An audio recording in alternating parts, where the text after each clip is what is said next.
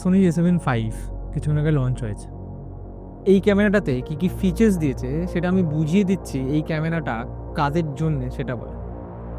যারা A7 IV থেকে A7 V যাওয়ার কথা ভাবছিলে বা ভাবছো, তারা সেই প্ল্যানটা ড্রপ করে দাও। এক্সেপ্ট যদি তোমার কাছে প্রচুর পয়সা থাকে বা তুমি তোমার ফটোগ্রাফার বন্ধুদের মাঝে একটু শো আপ করতে ভালোবাসো যে দেখ আমার কাছে A7 V আছে, লেটেস্ট ক্যামেরা ফ্রম সোনি। আর যারা A7 III থেকে A7 V যাওয়ার কথা ভাবছিলে, তারা সেই প্ল্যানটা ড্রপ করে দাও যদি তোমার কাছে বেশি পয়সা না থাকে। তো তার কারণ A7 V বাজেটের থেকে যে বাজেটে A7 IV এখন তুমি মার্কেটে পাবে সেটা অনেক বেশি better value for money deal বলে আমার মনে হয়। আদারওয়াইজ তোমার কাছে যদি প্রচুর পয়সা থেকে থাকে আর এবং তুমি তোমার বন্ধুদের মাঝে শো অফ করতে চাও টুকটাক কিছু ফিচার্স নিয়ে, তাহলে A7 V আমার মনে হয় তোমার জন্য। আশা করি এই উদাহরণটা দিয়ে বোঝাতে পারলাম যে A7 V কী কী ফিচার্স দিয়েছে।